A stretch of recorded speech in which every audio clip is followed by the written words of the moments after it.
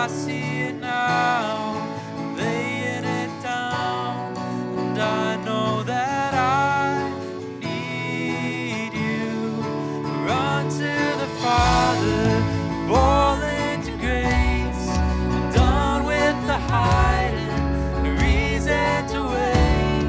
My heart needs a surgeon, my soul needs a friend, so I run to the Father again and again and again and again.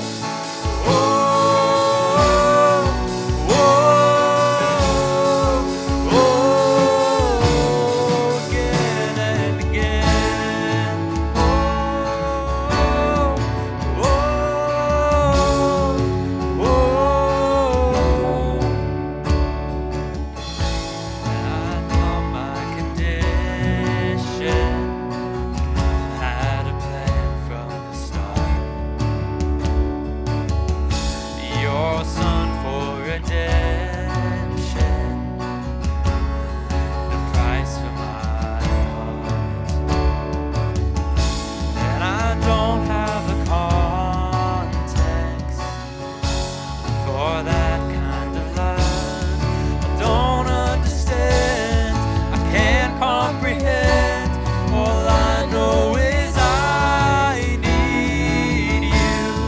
I run to the Father, fall into grace. I'm done with the hiding, no reason to wait.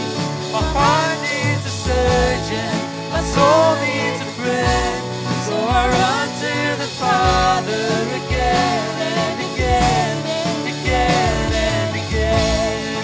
Oh, oh, oh, again and again. Oh, oh, my heart has been in your sights long before my first breath. Running into your arms is running to life from death. I feel this rush deep in my chest. Your mercy is calling out. Just as I am, you pull me in, and I know I need you now. Run to the Father, fall into grace. I'm done with the hiding, no reason to wait. My heart needs a surgeon, my soul needs a friend, so I run to the Father again and again and again and again. Oh, oh,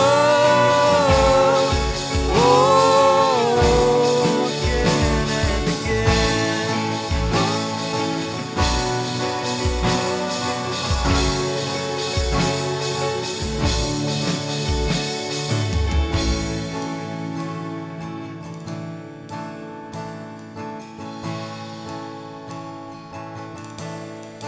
Run to the Father, fall into grace.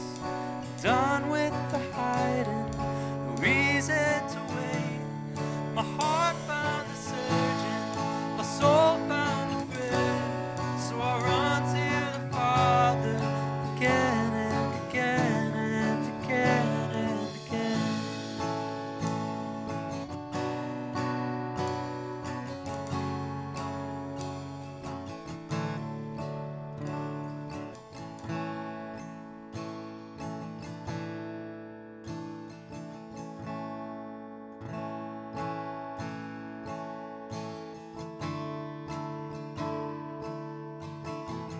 Isn't it amazing that we can run to the Father again and again and again, no matter what our past shows, no matter what we've done? He is the one who knows our hearts the best, fully and completely in love with us. I searched so long for something like this. I looked so hard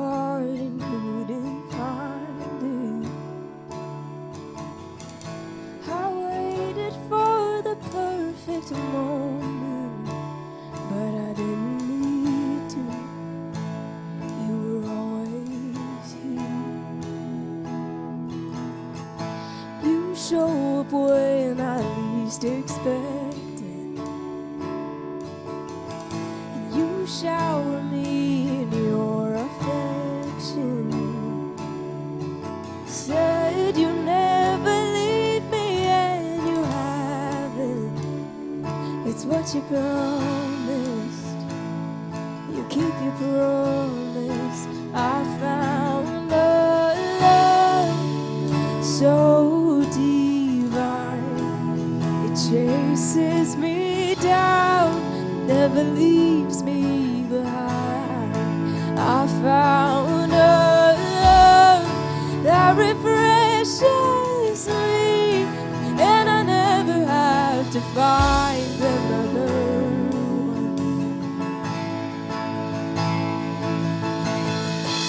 You show up when I least expect it, and you shower me in your affection. You said you never leave me, and you haven't. It's what you promised. You keep your promise. I found a love so divine.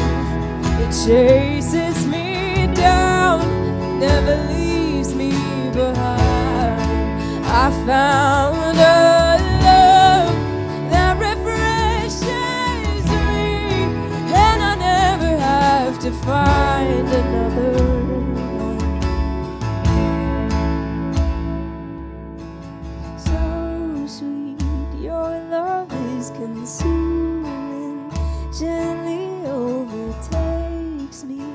I want more of that. So sweet, your love is consuming, gently overtakes me.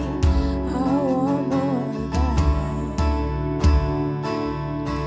So sweet, your love is consuming, gently overtakes me. I want more of that. I want more of that. So sweet, your love is consuming, gently overtakes me. I want more of that. So sweet, your love is consuming, gently overtakes me. I want more of that. I found a love so divine. It chases me down, never leaves me behind. I found a love that refreshes me, and I never have to find another one. I found a love so divine. It chases me down, never leaves me behind. I found a love that refreshes me, and I never have to find another one.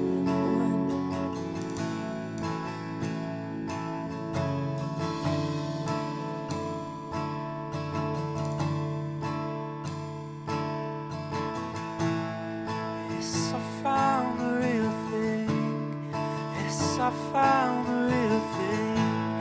Yes, I found the real thing. Yes, I found the real thing.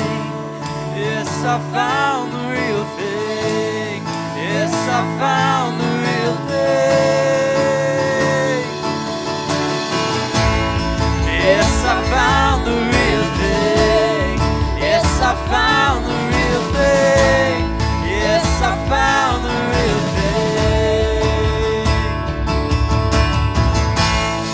Yes, I found the real thing. Yes, I found the real thing. Yes, I found the real thing.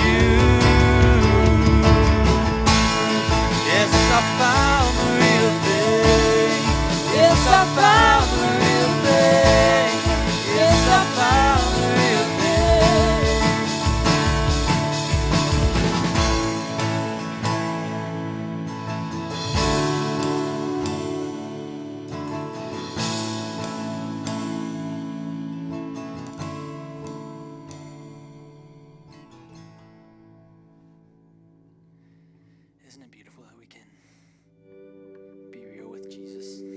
It's hard sometimes, but that's where the real stuff happens.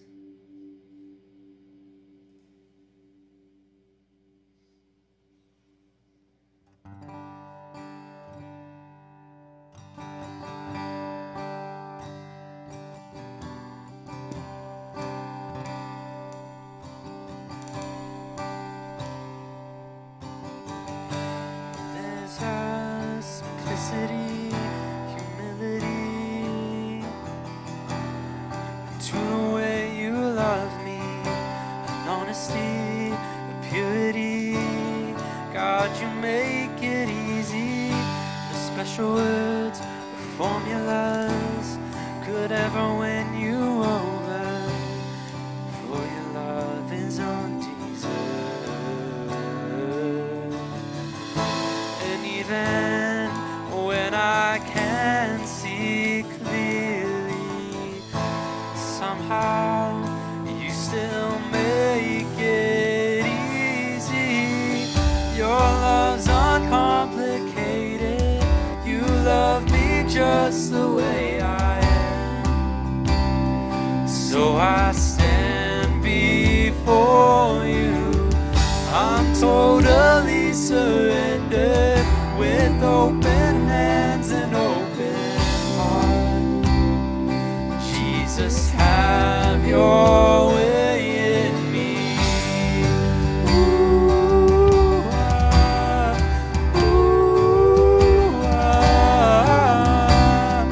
Jesus, have your way in my brokenness, my loneliness, and the secrets you see, my deepest thoughts, my hidden wars.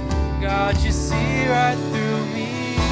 And even when I'm overthinking, somehow you still love me simply. Your love's uncomplicated. You love me just the way I am. So I stand before you. I'm totally surrendered, with open hands and open heart.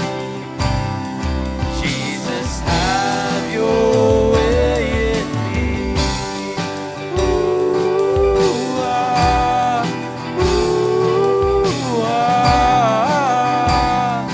Jesus, have your way in me.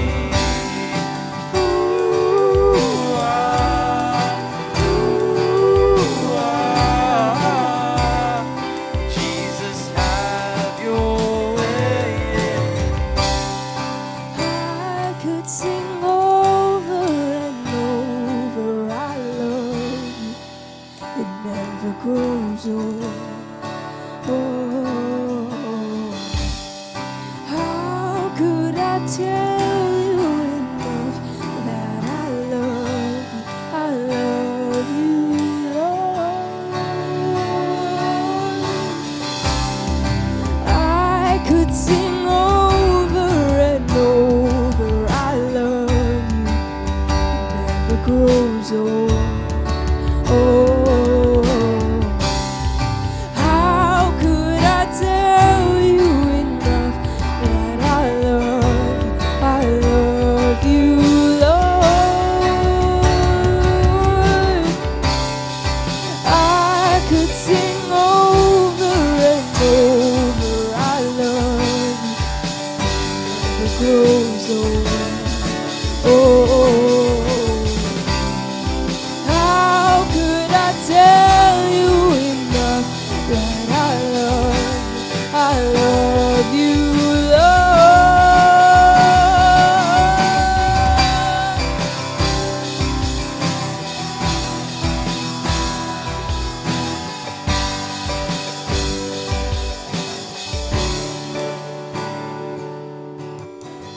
Your love's uncomplicated. You love me just the way I am. So I stand before you. I'm totally surrendered with open hands and open heart. So Jesus, have your way in me. Ooh,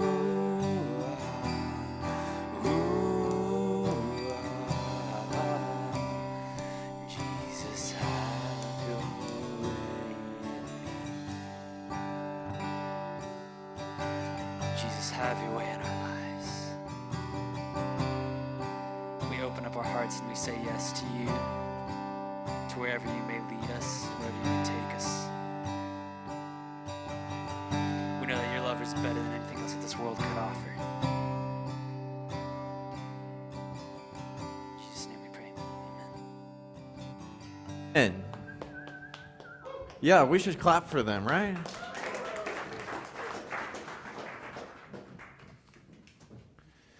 Man, it is good to see all of your smiling faces.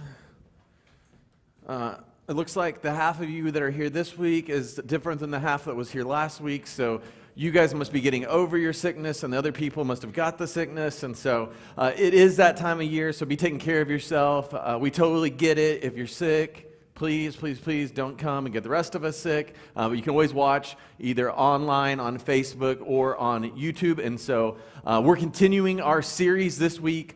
This series is called Taste and See. And this is our vision series for 2023. Let me tell you how a vision series works if you don't know. The way a vision series works is I spend a lot of time talking to God, praying to God, looking at what He would have us do as a church in 2023. But here's the catch. I am not the church. Y'all are the church. And so really what I'm showing you is a possible future. There are a lot of possible futures that could happen for our church. But what I'm showing you is what I think is God's future that He has for us if we are willing to step into it. If we are willing to take a step of faith. And so I think this next year is the year that is going to determine and define where our church is going and what it will stand for and what it will be for the next decade, 2 decades, until Jesus comes back. I really believe that this is the year that determines all that. So this is a big deal, not a little deal. And I'm excited for it.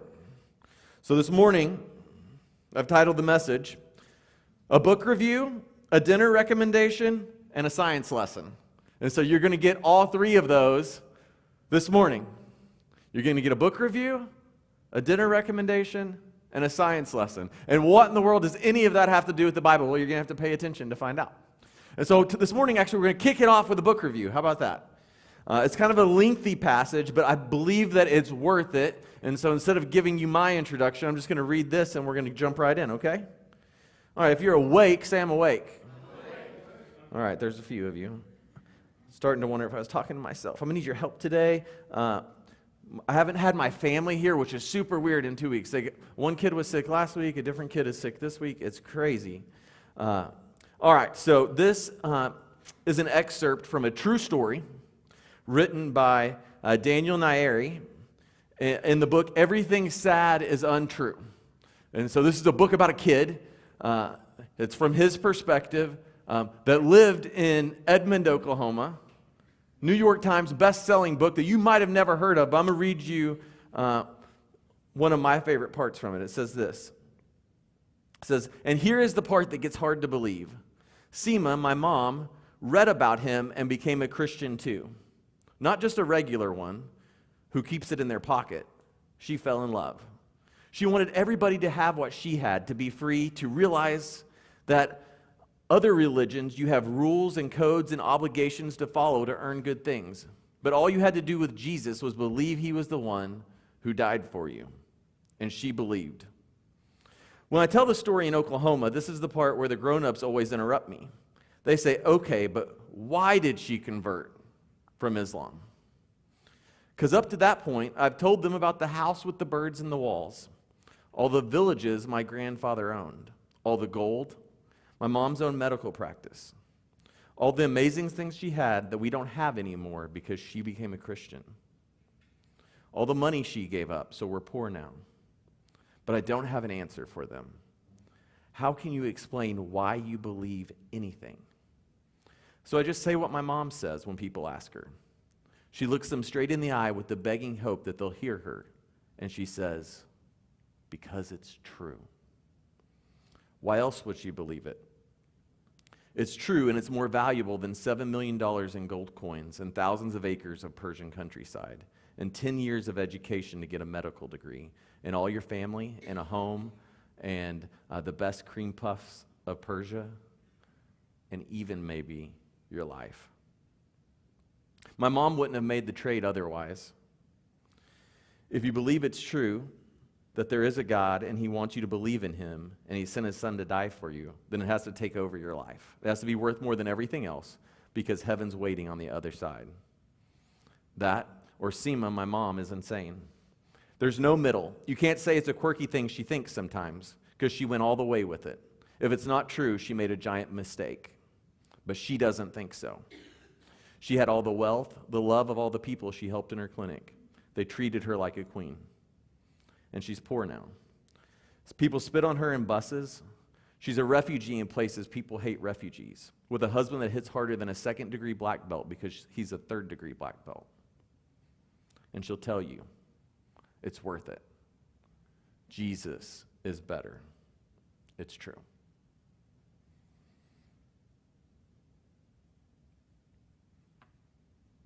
Wow, right? Not the rosy picture of the Christian faith that we're used to.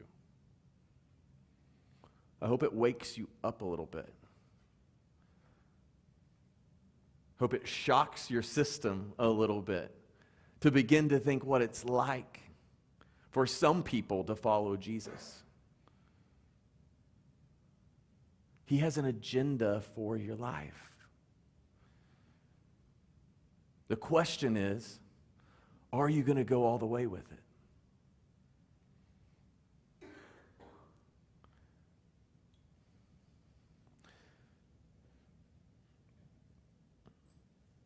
Matthew 5:3 records these words of Jesus.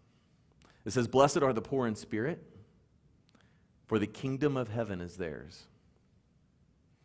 Blessed are those who mourn, for they will be comforted. Blessed are the humble, for they will inherit the earth. Blessed are those who hunger and thirst for righteousness, for they will be filled. Blessed are the merciful, for they will be shown mercy. Blessed are the pure in heart, for they will see God. Blessed are the peacemakers, for they will be called sons of God. Blessed are those who are persecuted because of righteousness, for the kingdom of heaven is theirs." In these 7 verses, Jesus is painting us a picture. He's painting a picture for whom he brought the kingdom. He endured the cross and he defeated death for the people the world steamrolls. These 10 verses contain a list of the least. It's not an exhaustive list of those that need the kingdom. Because here's the point. We all do. We all need the kingdom. And my hope is that as I read the list, you might find yourself there. That you might begin to see where you fit in the kingdom and why the good news of Jesus is actually good news for you. But what the list does show us, it shows us who might be most receptive to the good news of the gospel. The overlooked, the marginalized, the forgotten, the written off. Those, in the words of Simon and Garfunkel, that have been sat upon, spat upon, and ratted on.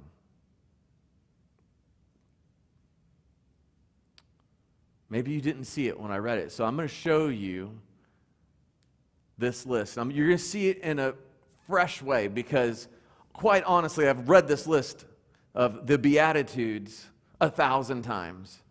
And every time I get to some of them, I'm like, what in the world is that? Like, what does it mean to be poor in spirit? What does it mean to hunger and thirst for righteousness. And so I began to peel this apart and do some deep research and understand some of the Greek and some of the Hebrew words that underlie all of it. And what I found is the way that it's often taught is that it's a list of things to aspire towards, to be humble, to be pure in heart, to be persecuted. And it doesn't honestly make a whole lot of sense when you come at it from that angle. But what it is, it's a list of people that would be receptive to the kingdom. The list of people that when they taste and see that the Lord is good, they need it. They want it. It heals them. And so the first one says, blessed are the poor in spirit. Literally, the poor. Literally, those that have nothing. And he says, but it says spirit, Tyler. I know. It's those of us that have hoped and dreamed for a better life and been crushed so many times they have conceded to the fact that life will always be that way. You see, in our culture, we're so many times if they just worked harder, if they just tried to climb the ladder, then they wouldn't be in the situation that they're in. But the reality is sometimes life crushes us. And we stay stuck in the same spot, and it becomes so painful to dream again that our spirit is crushed. And those are the ones that are poor in spirit. It says, blessed are those who mourn, the grief-stricken, those of us that have experienced the searing loss of tragedy. Blessed are the humble. More precisely, blessed are the ones who have been humbled by life. Those of us whose lives didn't turn out like we hoped they would. Blessed are those who hunger and thirst for righteousness. The word translated righteousness is actually justice. So it's those people that hunger and thirst for justice because of the life that they've endured, the persecution that they've felt, the oppression that the world has placed upon them, how they've been treated unfairly. It says, blessed are the merciful. Those of us that show mercy are often the first to be taken advantage of. Those of us that give so freely are the first to be taken advantage of. Blessed are the pure in heart. Don't you know nice guys finish last? And that people will use and abuse your kindness. Blessed are the peacemakers, those that are stuck in the middle, mistrusted and disliked by both sides.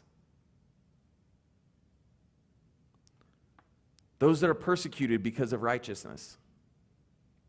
Those that do the right thing are rarely rewarded and usually condemned for not letting it slide, for not compromising, for making waves, for having the audacity to stand on principle. That's the least, or the list of the least. Did you find yourself there? Did you see yourself in the list? Because I see me. And maybe what you didn't pick up on, the part that might be shocking to your system, is the fact that I see my past, my present, and my future. But the first half of the list deals with people that are on the margins of society, people that are forgotten, people that are sat upon, spat upon, ratted on. That we get that. But the other list is things that Christians aspire to show mercy, to pursue righteousness. And it doesn't get any better. It isn't the encouraging health and wealth gospel you might be accustomed to hearing. It is a reminder that trials, tribulations, persecutions, heartache, and failed dreams are a part of a world consumed in darkness and filled with brokenness. So why follow Jesus? I follow Jesus because I experienced the kingdom. Psalm 34:8 says, I have tasted and seen that the Lord is good. How happy is the person who takes refuge in him. Yes, Brokenness has torn my world apart. It has. But you know what else? I've experienced the unfading splendor and beauty of Jesus. The bad in this world has made me not want to live. But the goodness of God has healed my heart. Lies have tempted me and caused me to go places I never thought I would go and do things that I never thought I would do. But the truth of God's word has opened my eyes, and now I can spot the counterfeit from the real. The kingdom of heaven experienced right here, right now, in my life and in your life, is better than anything the world has to offer. That's why they're blessed. That's why it says, blessed are these people. Because these people are blessed because they have been humbled. The pride and the things of this world that keep people away from God have been removed from these people so that they are open and receptive to the gospel, so that they would taste and see and believe and experience. That they would go all the way with it. That they wouldn't keep Christianity in their back pocket as something to pull out when they're in a jam. Following Jesus isn't easy, but it's worth it. And the reality is that there are people all across our city that need to taste and see that the Lord is good before they ever hear the truth from our Bible. Your friends, your coworkers, your neighbors, the stranger you cross paths with at Trader Joe's, the homeless guy you walk past on our city streets, the single mom who works 2 jobs but can't make ends meet, the addict newly sober shaking like a leaf on a tree. They need the kingdom. Will you show it to them? Will you show it to them like someone showed you?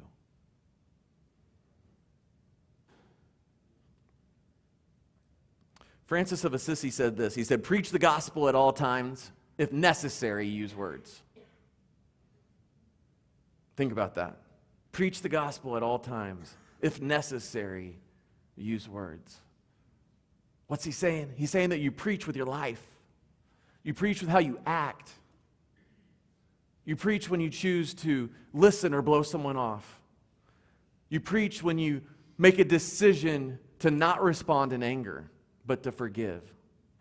You preach with your life. But I think you're always going to have to use words. Because people are just going to be confused. They're just going to think you're a good person or a nice guy or you're kind. But honestly, the kingdom is so surprising, so shocking that people don't understand it. And because they don't understand it, they're going to ask you about it. And so I think it's better to say it this way. Preach with your life until you built the trust to preach from the book. Jesus takes this list of the least and he follows it up with 2 identity statements. These statements are true of every single person that chooses to follow Jesus.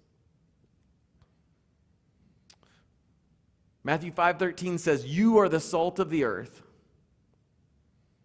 But if the salt should lose its taste, how can it be made salty? It's no longer good for anything but to be thrown out and trampled under people's feet. You are the light of the world. A city situated on a hill cannot be hidden. No one lights a lamp and puts it under a basket, but rather on a lampstand, and it gives light for all who are in the house. In the same way, let your light shine before others so that they may see your good works and give glory to your Father in heaven. The word you is an emphatic word. You might think that the emphasis of this text would be on the light or of the world or what we're supposed to do or what we're not supposed to do, but the emphasis of this entire text is on the 2 times it says you. It's emphasizing you for a reason, because it's giving you a statement of your identity. What is identity? Identity is the fact of being who or what a person, thing, or thing is. So we say identity is who you are. It's a fact of being. It's not something that someone can take away from you. And honestly, most of us spend a lot of our life trying to find our identity. But Jesus puts it really clearly in the Bible for us, and so you can see all these statements of identity. You don't have to figure it out. It's already there.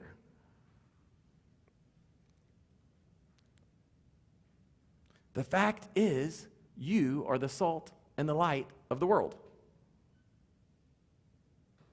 So being salt and being light precedes all of the doing that this text describes. What Jesus is really saying, he's not saying that the salt and the light isn't what you do, it's who you are. And when it's who you are, certain things naturally happen in your life. When you realize that at your core, you're salt and light, then you do the things that salt and light do. But we have to realize that it's not a list of things for us to do, but it's a statement of who we are as kingdom people.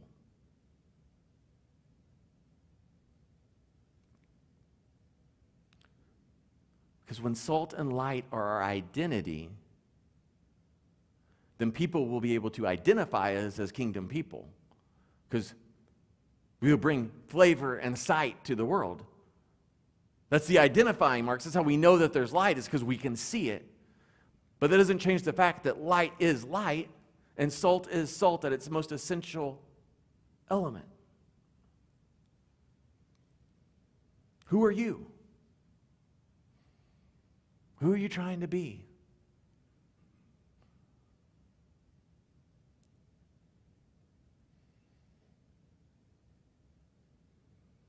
And a good way of knowing your identity is looking at the identifying marks, right? Because I can say I'm someone,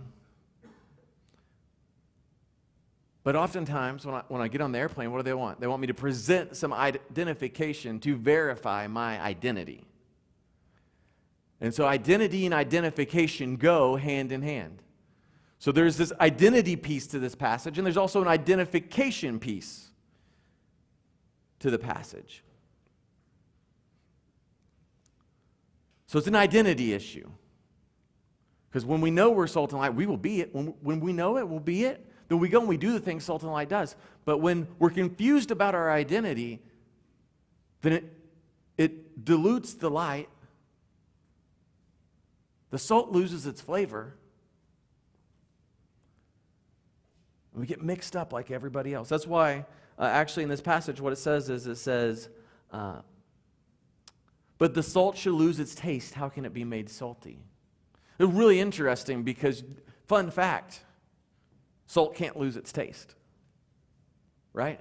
Did you know that? Salt is always going to taste like salt. And so, it's a super stable chemical compound, so it doesn't ever not taste salty. And so what? Do you think Jesus just didn't know that? No, Jesus knew it. It's an element, I know. It's a super simple, so do you think Jesus didn't know it? No, he invented it. He created it, right? And so what is he really trying to communicate? What he's communicating is that salt actually loses its saltiness in the ancient world when other compounds get into it and dilute it and make it taste something other than what it is. Okay? And so what he's saying is that salt loses its saltiness when other things get in the mix. So if your identity is salt and light, how would you become not salty? By letting other things become your identity. And when we let the other things become the way that we identify ourselves, then we will lose our saltiness. And when it says lose your saltiness, the literal word for it is become foolish. Because what fool would give their identity away?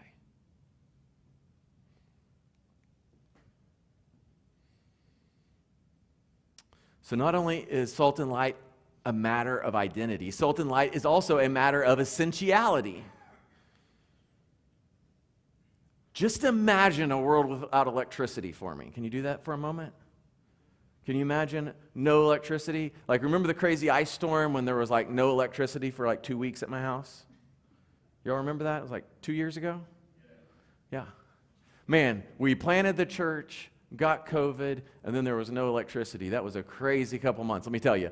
But think about that. Think about when there's no electricity. Like, it's kind of a problem. There's these crazy things like you can't keep food in the refrigerator, right? No leftovers. You can't keep meat. But also, without a flashlight or a candle, you can't see anything. And so salt and light in the ancient world were essentials because you had to have salt actually to preserve meat.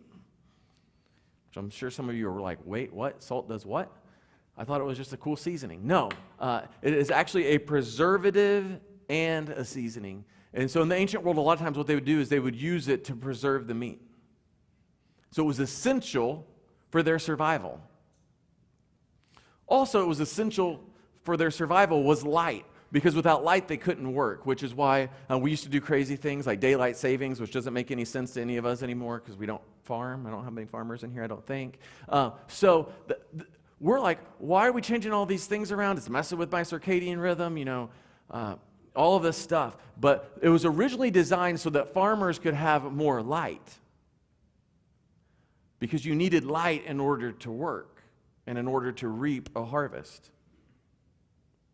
So salt and light, they were essential to existence prior to electricity. And salt and light are actually essential to the kingdom as well. So let's look at the first idea. First, you are the salt of the earth. What is salt? I told you, it was both preservative and seasoning. Jesus doesn't specify in the text which he had in mind. So I assume he means both. And there's people that argue all sorts about it, like, no, it's preservative. No, it's both. Salt is salt. If he wanted to say preservative, he would have said preservative. Because we are supposed to preserve the good news of the kingdom of heaven and that it has drawn near. We're supposed to preserve the message. There's no doubt that the truth that Jesus taught, that he wanted it preserved, that he wanted it to be kept in our hearts and ready to be given to anybody at any time. But it's also flavoring. Because the truth, it sustains us and it must be preserved, but salt is what gives it flavor. The kingdom of heaven is designed to season our existence. Let me help you think about this. 2 nights ago was our wedding anniversary. So Chotzi and I, we just celebrated 6 years of marriage. We're kind of at that season in our life where it's like, man, like, I don't need like a fancy gift. I don't need to go on a little like mini trip to celebrate this anniversary. Like, for us, like, the best thing is just to spend quality time together. And especially with like all the kids and all the stuff, like, honestly, like, we rarely get to just have like some fun, uninterrupted time out on the town. Those of you with kids, you'll understand. Those of you that don't have kids yet, someday you'll understand. But it's just the fact. So what we're going to do, we said, okay, what would be like, what are we going to do to celebrate? We're not going to do anything fancy. So we said, all right, let's go out on a date together. We're going to do the new steakhouse in town. So we're going to check out Stock and Bond, see what that's all about. And so, we got my date night fit on. I got my sport coat that I, used the lint roller on, dusted it off. I'm like, okay, I haven't been out in a while, guys. This was great. And so we got all dressed up. We left the kids with the sitters. Said, sayonara, see you later. You'll be lucky if we come back. We're escaping. And we left and we went to Stock and Bond. We got there. We walked in, super nice place. They gave us our seat and we sit down. And the first thing they do is they bring this skillet up to the table, right? And in this skillet are these hot rolls that have been marinating in this warm butter. And then there's a little bit of salt that's been like dusted on the top. Life-changing. If you've never had a homemade warm roll with a little bit of butter and a little bit of salt, you're missing out. Highly recommend that you try that today after church. And so then after that, they bring out the meal, and I got this nice ribeye, let me tell you. It's this 14-ounce ribeye, warm, juicy, smells so good, just the right amount of blood on the plate. And I cut into it, and I take a bite. Wow. I've been thinking about this bite that I had 48 hours ago, like once an hour ever since. It was so good. Best steak I've ever had. Amazing. I'll never forget it. But you know what? As I took that bite, you know what the first thing I noticed? Really, what did it for me? It had just the right amount of salt. Because there's something about salt that when it's combined with meat, it brings out and it accentuates the flavor. I'm telling you, the salt made all the difference. The salt made the experience. When Jesus says we're the salt of the earth, I think that's what he means. That when people know us, meet us, have us in their lives, that it would be an unforgettable, positive experience. I want you to take a moment and answer quietly to yourself this morning this question. What is the flavor of your life? What taste is left in people's mouth when you leave the room?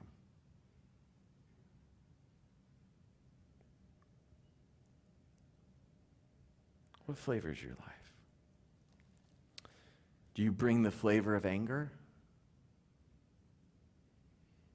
The flavor of bitterness? Envy? The flavor of mistrust? Greed? Selfishness? Because the reality is you're not fooling anybody. Who we really are oozes out of our pores.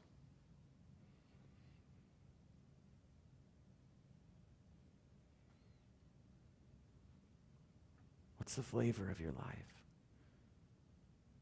Because there's a lot of flavors out there that we can bring. Or you could bring a taste of the fruit of the Spirit. Galatians 5:22 and 23, it says, "But the fruit of the Spirit is love, joy, peace, patience, kindness, goodness, faithfulness, gentleness, and self-control." What if those flavored your life? What if people tasted that when they met you? That they said, man, I just can't believe how kind that person is. Can't believe how loving, how full of life, how joy-filled. That person, they're not in a hurry, they're not rushed, they're not anxious, they're just at peace. Man, I don't know a lot about that person, but they're really faithful. They show up week after week after week, day after day after day. They just do their job. They have a smile on their face. They're dependable. They're reliable.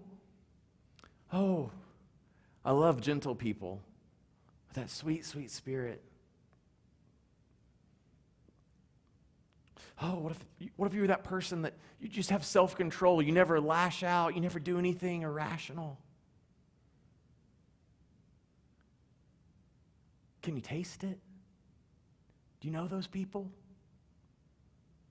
You know what it's like when you're around them and you leave and you're more full of life than when you ran into them? My friend Molly puts it this way. There's drains and there's fountains, right? Some people, you experience them, and their flavor, to be quite honest, is draining. You're more exhausted, you're more worn out, you're more frustrated, you're more depressed after talking to them.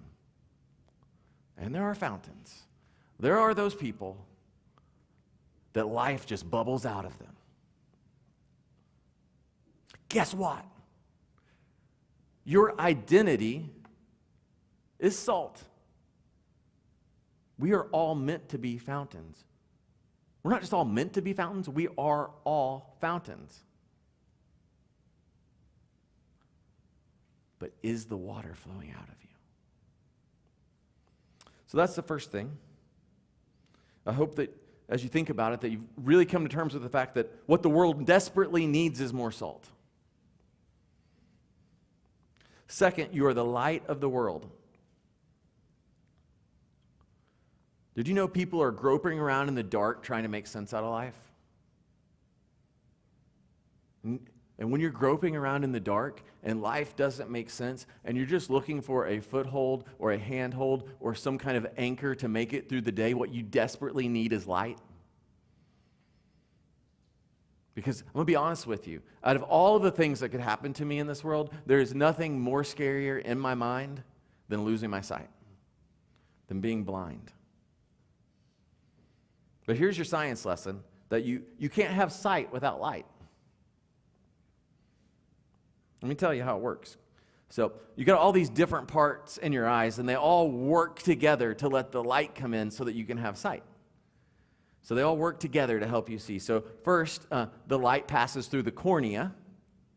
The cornea, it's shaped like a dome, and it bends the light to help the eye actually be able to focus.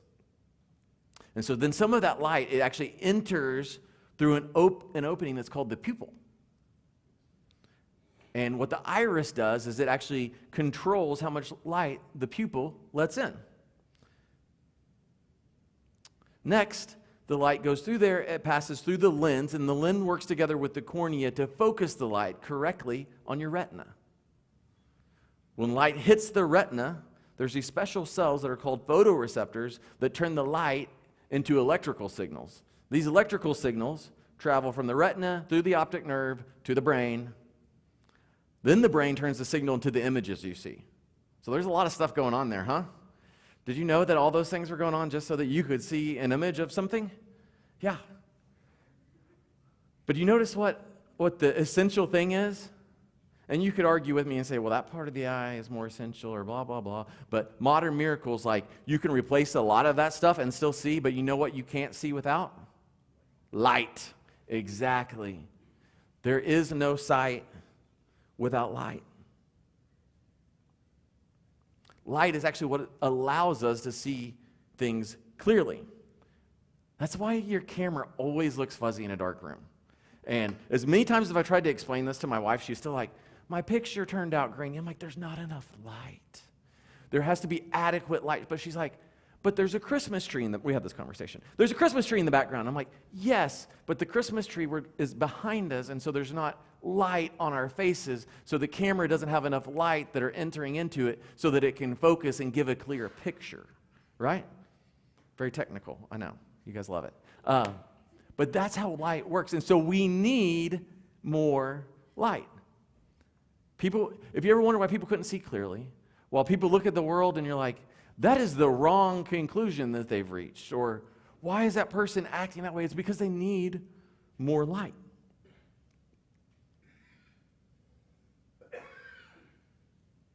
You see, our world is blind,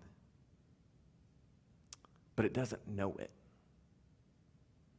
See, there's this feeling deep inside each of us that tells us that the world, there's just something not right, that it's not quite right, that it's not quite as it should be, right?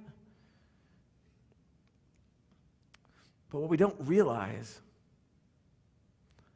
is that when we have the light, we see how we live, how it's upside down, backwards, wrong side out. That all the things that we think we want turns out to not bring happiness.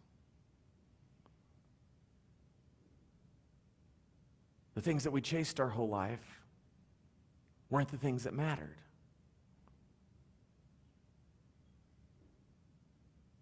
But as Christians, we don't have to live that way because we have the light inside of us.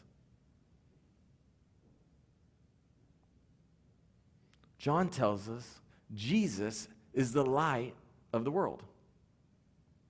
He's the light of the world. And because we follow Jesus, he lives inside of us. And so his light is the light that shines out of us. And so what does it mean to let your light shine? To let your light shine means to live in such a way as to manifest the presence of the kingdom. You see, people, they're groping around in the dark trying to make sense out of life. And this world will never make sense without light. Jesus is the light of the world. The list of the least that we began with in this passage, they're the blessed. They're the blessed because they've encountered the light of the world. And what Jesus does is he comes into our lives. He becomes this bright light. And he takes all the broken pieces, all your shattered hopes and dreams, all the tragedy that seems to have broken your heart in half. And he takes those pieces and begins to put them together. And when his light shines through your life, it's a stained glass masterpiece.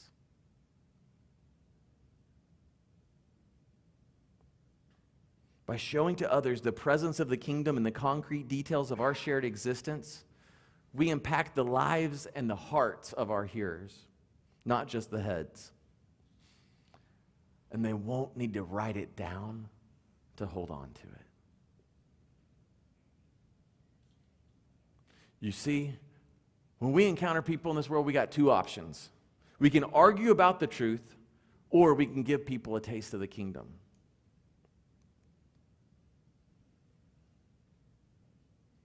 The future of our church rests on what you decide to be next year. Are you willing to be salt and light? Are you willing to be who God says you are? Here's what I believe God's asking us to do in 2023. I believe he's asking us to expand our I-58-7 homeless ministry to be able to give more than food and clothing. Because when we have the opportunity to, we're able to give hygiene kits, give tents, give coats, give blankets. And I believe that he wants to begin to do more of that, that it will become the regular thing we do, not the thing that we do if and when we're able to get the donation for it. I believe he wants us to fund and run a single mom resource center. I believe that he wants us to be able to start a fund to send people in crisis to go receive counseling. I believe that he wants to use us to reach the OU medical school community. And I believe that he wants to use us to take meetings and meals to recovery centers and sober livings.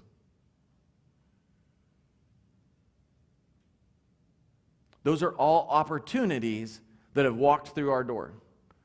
Those are opportunities that people in this room are passionate about. Those are opportunities to help the least. Those are people that need us to step up. But here's the reality. That's bigger than me, and that's bigger than our team. Because that sounds really great, but it's a lot of work, and it costs a lot of money.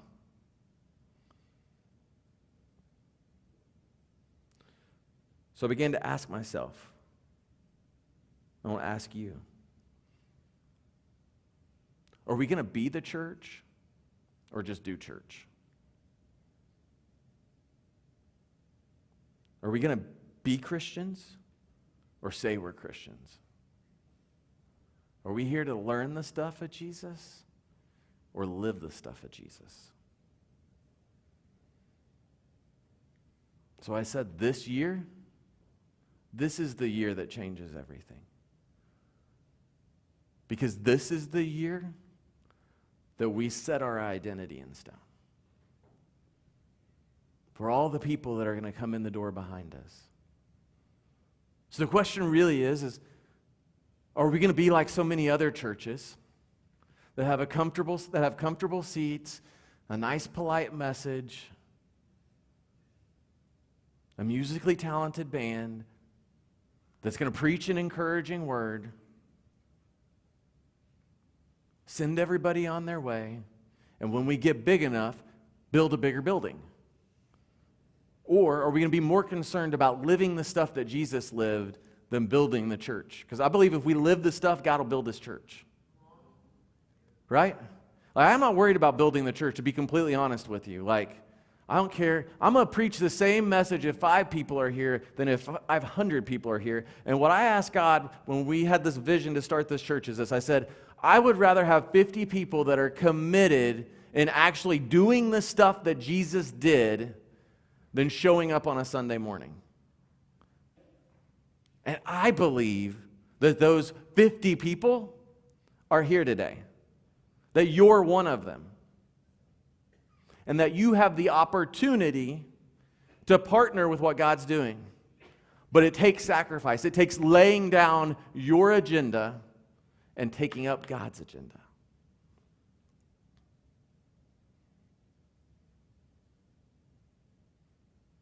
And I'm not arguing for more programs, because you might look at it and say, man, that's a lot of programming that you want to do. And you know, I've done some research on churches, and programming's out. No. What this is a vision for us that the church will fund and that people in community groups will do.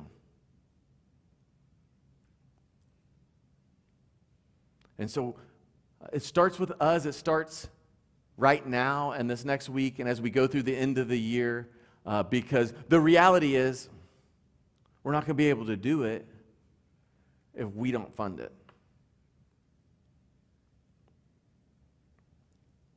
Last year, I've told you numerous times, hey, our prayer, our statement of faith was that we believe that God would do above and beyond what we hope or think or dream or imagine, and He did. And what we thought would take a year to raise funds, we did in 30 days. What we thought would be a multi-year building process, we just had a 3-month renovation project.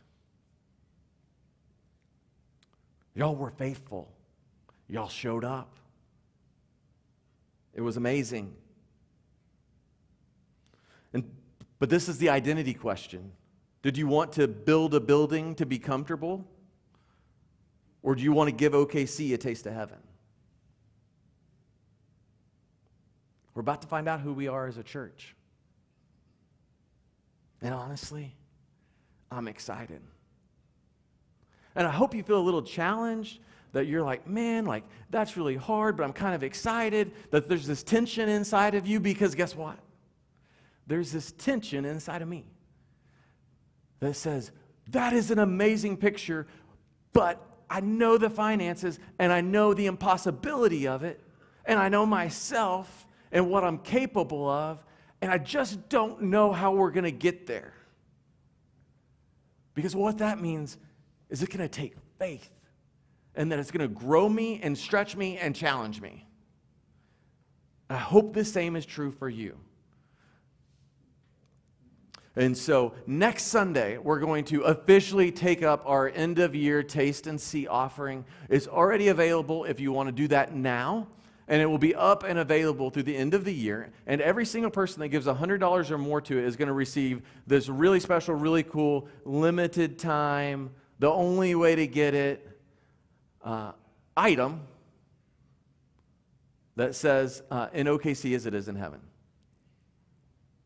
So if you listen to all of that, if you heard that and you're like, you know what, like this sounds like a really great message for your church, but I'm really interested in the beginning part of it because I've never began a relationship with Jesus, and I found myself in the list of the least, but I've never found a Savior until today. I want to offer you the same invitation that Jesus offered me. He offered me refuge from the storm of my life. A storm of my own making, a storm that I found myself in. And in that refuge, I got to taste and see that the Lord was good. And the theoretical God became real. And He picked up all the broken pieces of my life. He made it into a masterpiece.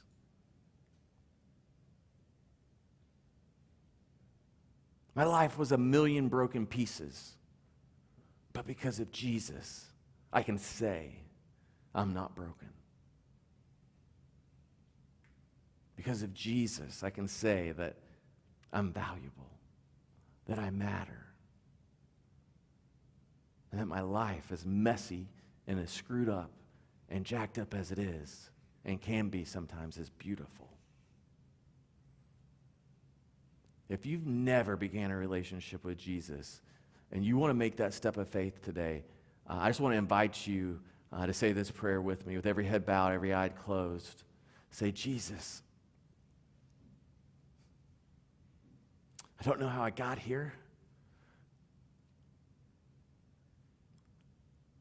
Life just hasn't turned out how I thought it would. I feel broken, like I'm never going to be fixed. I need your help. All I see is darkness. But today I found a flicker of hope. Come into my world. Change my life.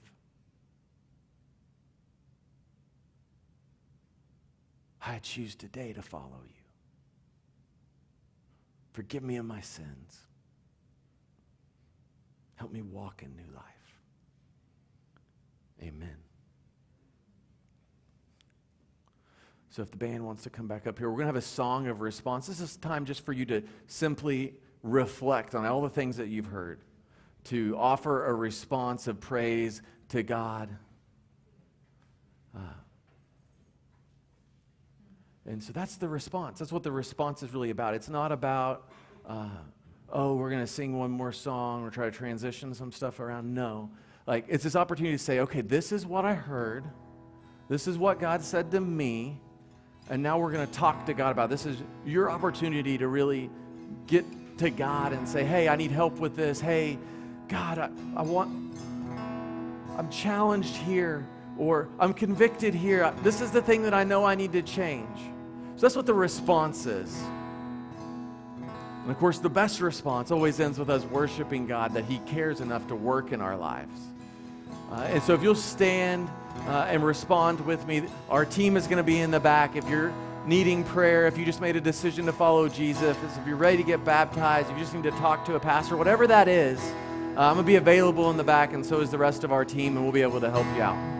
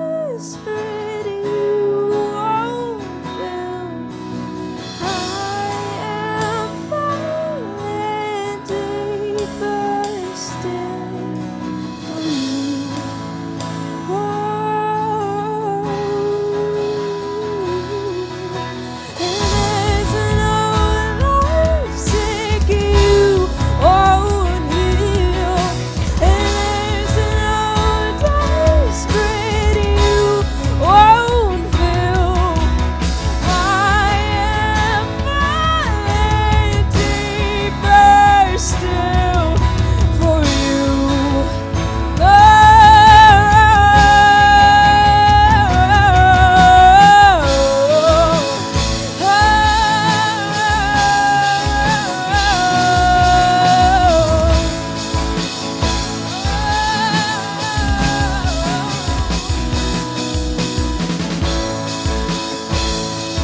No, you cannot deny it. A heart that is desperate, and only you satisfy it. A heart that is desperate, and Lord, you cannot deny it. A heart that is desperate, and only you satisfy it. A heart that is desperate.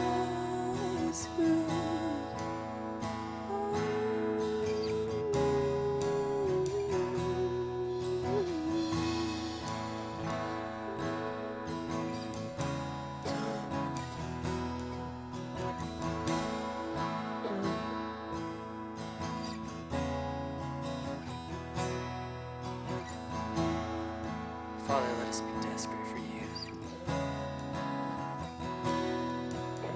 Stir something up in our hearts that longs for you and only you. Father, we want to taste and see your goodness and who you are.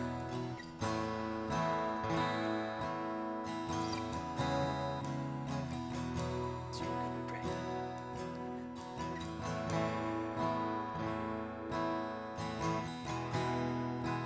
Couple of announcements. Sorry, guys, I'm loud.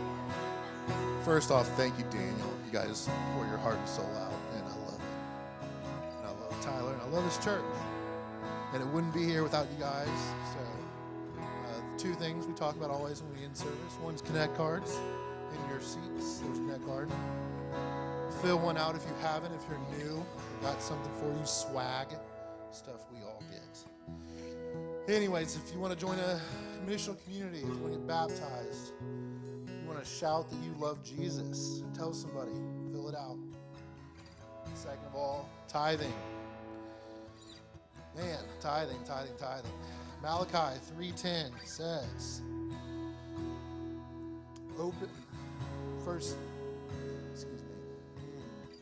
So it says, tithing is a commandment. If you tithe, the result is God is going to open up the heavens and the windows and pour out blessings on you. And they'll be so large you won't be able to contain them. So stop by next week. Tithe today, tithe next week. It's going to be a big deal. It's about the growth of this church and his kingdom. And I love you guys, and I wish you the best. So let's have a great week, and hope to see you guys in Missional Community Thursday. Here we go.